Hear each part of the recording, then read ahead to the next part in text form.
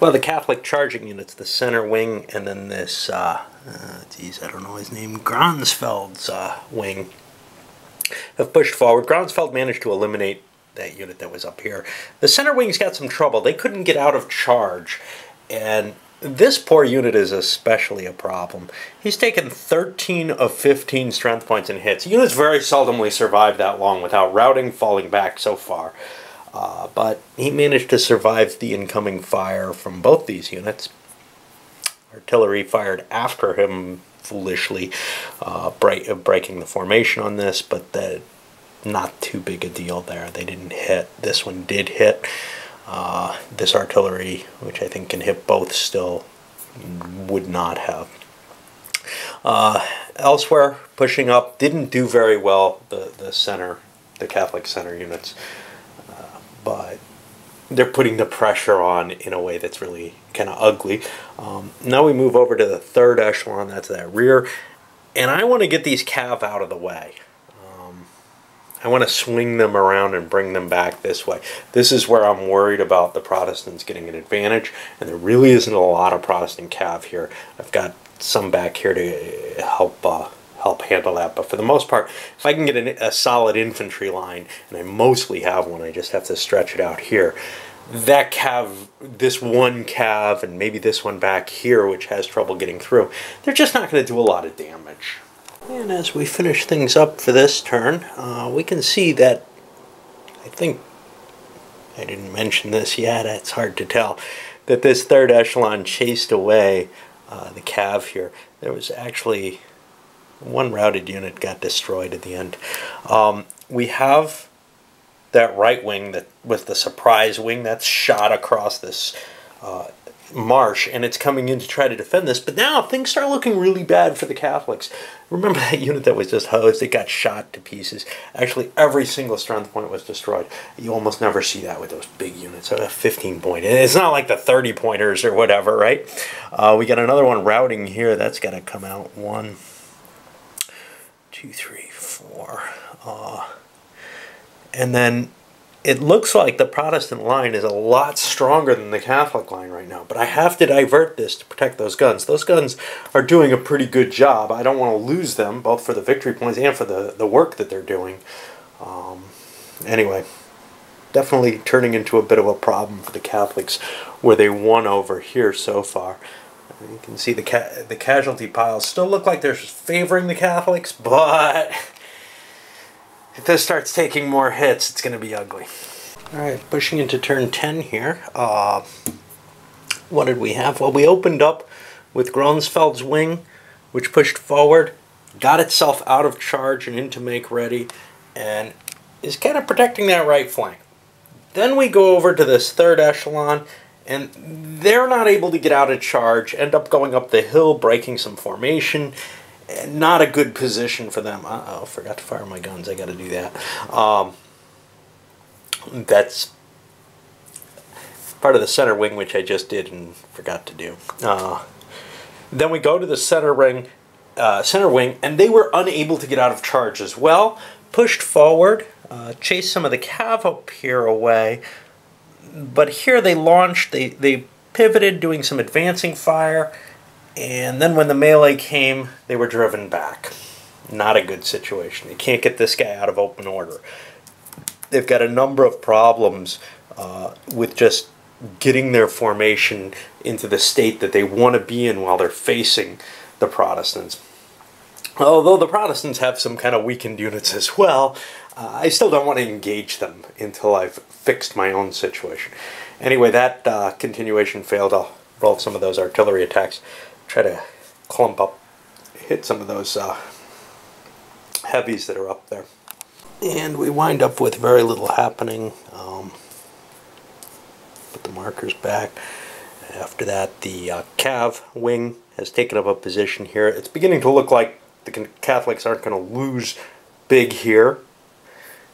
Over here, the Protestants are not really trying to push. They could have pushed these guys forward. They're in pretty good formation, the first echelon here. They seem to be waiting until they get the second echelon, and then they're going to try to go into charge. They've got some cav that they want to swing around. They got to kind of push down into an ugly position. They want these units moving at the same time, for whatever reason. Things could get a little ugly, but it looked to me like the Protestants should have taken advantage of their situation. They didn't even make a roll to go into charge. Maybe if they had gone longer, they had some reforming to do. They have some cav they want to get up to that front there. It's not there yet, so well, we'll see. And then the second echelon had good reason to reform. I also had this big unit I'd like to get out of there, but that's kind of just a hopeful situation because all this artillery seems to, well, it's not really concentrating on that. This gun is the only one hitting that, and it's going through there as well. So, I don't know. But they seem to be pinning at each turn. We'll see. Push back against the center here, destroyed another heavy infantry in the pile. But artillery fire managed to knock this thing out. I may have screwed up my ordering there. I had to go back and do some things, I think. This is the formation that will not stop. It's in charge, and I'm trying to slow it and drag my feet as much as I can, but it comes up here all formation broken. And what happens? That cav wing that I sent in play, that launched a couple of charges, momentum bonuses. They were only a +1. Usually, cav charges against heavy infantry I don't think are a great idea. Front on. They take fire, and then they get hit. But I really want to break this unit up while it's in this disorganized kind of formation here. Decent hits. Nothing terrible happened. Nothing great. I drove a couple of units back. That's good enough. I'm going to keep whacking them and trying to press them so that they're not threatening those guns anymore, because those guns are proving to be lifesavers up along this line. We got unit out of command that flipped around and started marching back. Just all kinds of problems. We're not done yet, though. We still have the left wing for my Catholics, which is a couple of cav units back here. I don't think they're going to charge, but maybe one might charge up here. It's an open formation. But that hurts. They don't get the momentum bonus if they're doing it there. So I may swing them through here, but if I can. But we got the two big infantry echelons that are dealing with the Catholic force up there, and that I think I want to get at least this one moving. Try to push this back, because if I can crunch this side a little bit, this side's beaten up enough, get a little rallying going on there. I think I can push the Catholics back and maybe destroy another unit or two. That, you know, at first I was saying, at the beginning of this turn, I was saying, you know, the Catholics really don't want to fight. Well, they didn't have a choice. They had a charge they had to continue moving forward on, and ended up losing a unit because of it, and their formation's getting disrupted. And I think the Protestants need to try to drag this home, because they're a little behind there. Now, I don't look at the victory conditions. It could be that the Protestants are pretty much sure to win if they don't attack. That doesn't feel right, though. I want to press it home. I'm not so worried about the game victory conditions, which are based on how well did they do historically versus what you manage. Well, we're finishing up that 11th turn, and man, I launched that attack too soon. I wanted to move forward one hex beforehand, because these guys ended up disrupted, and I couldn't push forward as well. I was considering doing an all-out charge with both units. That's kind of neat. Heavy infantry can do that. They don't have to wait to fire. They can operate like a phalanx and just plow forward. In this case, though, I didn't do that. I moved into charge too quickly. They didn't get a continuation anyway, and they would have been less likely out of charge. Over here, I tried to rally things. I think I lost a unit somewhere. I'm not sure who. Yeah, there was another Protestant unit got hit. I don't know how it happened or where. Up here, probably. That's first echelon, isn't it? Yeah, that's a first echelon unit. Oh, and these guys, I don't know who they are.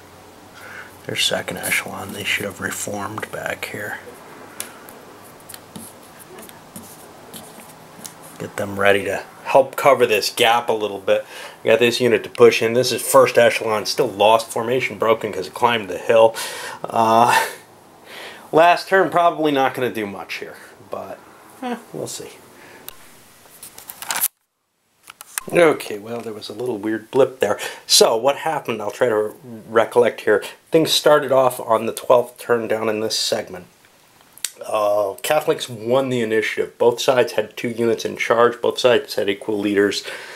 Came down to a die roll. It did last turn too. This Cav unit didn't really want to keep charging, but it had to. Ended up moving up the hill, some firing, and otherwise not a lot happening. The rest of the units, I was hoping to get to some sort of reformation or something. Didn't happen, didn't get a continue, ended up stuck here in this hill area. Now, then the third echelon up there, which is this part, chose to go next. They wanted to get out of charge too. They needed to reform, hoping maybe if they get a double continuation, they'd be able to do some damage with their infantry after it reforms. Well, they couldn't. They only had 1 unit short of dropping into an automatic rally. That unit was this Cav, which charged in, destroyed itself. One of them Catholic Cav. That's a big 10 points right there. But that threw them into the auto rally position. After a continuation roll that was successful, they went into that. That ends their action for the game, basically. And this segment, this section of the battlefield is more or less done. There's still one. There's still this one little left-wing command, which could conceivably do something. I don't know if I really want to risk them, though. They're running up against formed infantry at this point. That may not be wise. All right, that throws us on to the big center wing, and hopefully I'll remember to use my artillery. Center wing got itself into received charge, started rallying and reforming.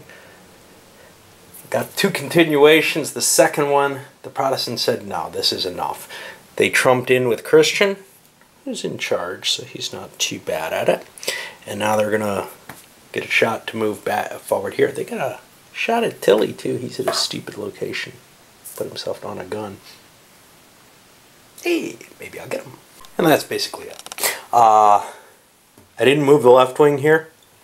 I couldn't get this first echelon into a charge formation. Yeah, this guy's running around the lake trying to get into position. Basically, I wanted to make one last charge, try to break things here. I wanted to get fire here. I couldn't get a continuation to try to swing into play there. This guy is no longer there. Didn't get my shot on Tilly. So everything pretty much stayed the same as it is. Now it's time to count the points. And then we'll see what we ended up with. Alright, for our points, the Protestants pulled in 193, the Catholics got 126. Now, the Catholics were expected to do better. Historically, they fell back at first. They made their initial rush and were pushed back, but then they did quite well. And here, I don't know, I think they had some real trouble right from the beginning. And then the Protestants were able to take the time to form up into a more traditional setup, so that they didn't have that stupid echelon in their way. And it became difficult for the Catholics, I think. I look at the casualties, and man, they lost a lot of cavalry. And those guys are 10 points each. That's pretty big. Leader losses, too. Overall, though, that's a pretty big swing, 70-something points. That would be, still a draw had it been the other way. So we're talking about a 140-point swing into draw territory. That's a really decisive Protestant victory there. I wasn't expecting that. I thought it was going to be... I thought the Catholics actually had the edge. They just have a lot of points on the field, it looks like. Let's see what they have in play here. 300... for the Danes, 330 for the Catholics. Yeah, I don't know. I think I just lost a lot of Catholic Cav, and the Protestant Cav a lot of it stayed out of the battle. I don't know. Anyway, this one was definitely fun for me. I like these simpler ones. Yes, there was terrain in this one, but it allowed for an even situation. I think if I had been stuck having to keep those Protestants in that echelon formation, because that was causing real headaches for me at the beginning of the battle. That's a little situation when the commands they aren't well distinguished. There was an attempt in this game, for example, to make little color differentiation on the morale, and You know, maybe if I kept, as was suggested to me, if I kept all these informational counters, I keep the strength point losses underneath, but if I kept all the informational counters underneath the unit counter, it would be easier to keep track of things. Of course, in that case, I would have a hard time keeping track of what is in what condition. I'm used to formations kind of operating together, so that's not a big hurt to have, you know, a morale marker and a formation broken, etc. But I really do need to see the morale status, etc. And this game doesn't really keep you in that kind of condition. Every now and then with something like Great Battles of History, Great Battles of American Civil War, you get your commands a little jumbled. But the battles in this particular element of it, and in a sense all of the Musket and Pike series, have a tendency to get a little bit more jumbled because you have these big formations that kind of end up supporting each other and operating close to each other. Such as. I'll be back with a review for the whole system. I'm glad I had one that I definitely had a lot of fun with as the final one. It puts me in a better mood because, you know, I do love the system, and I think most of the grumpiness that I obtain in these battles is more a matter of my incompetence at operating the units. More on that later.